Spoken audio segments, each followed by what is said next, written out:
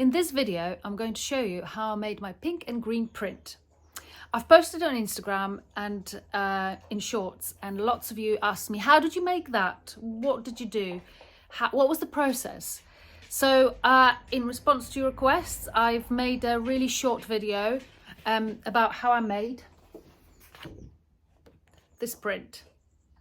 I will use a combination of a Gelli print, a combination of Collagraphy, and as well as Monoprint.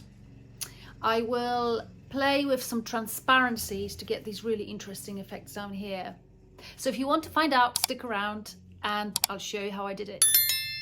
All the materials that are in this video I used are in a description, and you can have a link to where you can find these materials, as well as I will give you any links to any videos that could relate to it. So this video is not about making a collagraph, or it's not about how you ink up a plate. It's more about how I managed to achieve what I have in this print. So it's just going to be purely about the printing process and what went into the press. And if you want to find out more about sort of how I roll the ink, how I ink up collagraphs, how I make collagraphs, I will include all of those links in my description.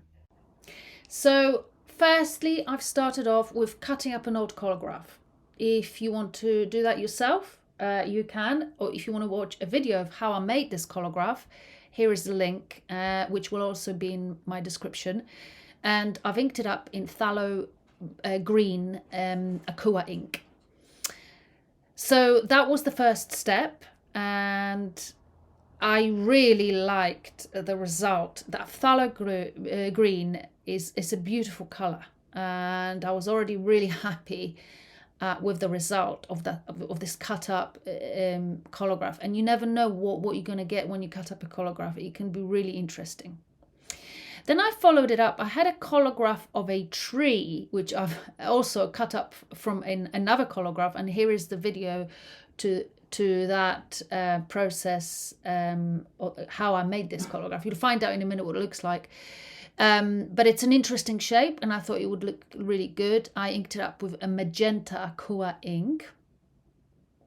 So it sort of, I thought it went really well, and I thought it gave a really nice effect.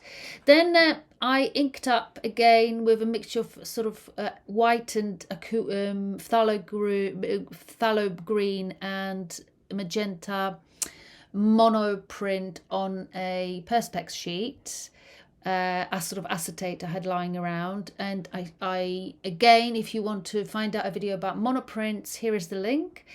And I was really happy with that. And then I used a strip of Yupo paper and inked it up with magenta on top of that. That magenta ink is quite transparent. So what was really nice is I ended up with a really lovely transparency here, which actually took me by surprise. I really liked that and was very happy with the result.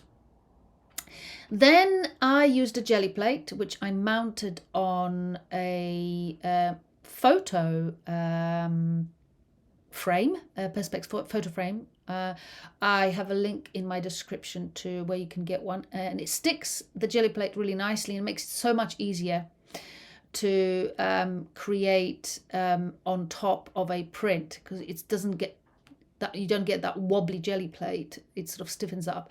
I've used a golden green, gold green by Golden Acrylics, and it's a beautiful color, absolutely gorgeous, and it's also very transparent. So transparency was the key here. Apologies for wobbly camera, I knocked it with my head, because once I've started using several layers, it gave me some really cool textures. So I was sort of printing on top of each other, and having that ripped paper has given me a different sort of line from all these straight lines that I have in the print. And here it is. That's how it happened. Actually, it was relatively simple, but the key to the success, I think, of this print was the transparencies. And you can check your transparencies by rolling ink out on a see-through acetate and just see how, if you can see anything underneath. Also, you, like with acrylic paints by Golden, you are shown what the transparency is on the paint tub. That's really useful as well. So hope you enjoyed the video. Hope you might manage to take something away from it and use it in your own practice. I always love sharing my ideas, and if you have any questions, please don't hesitate to ask.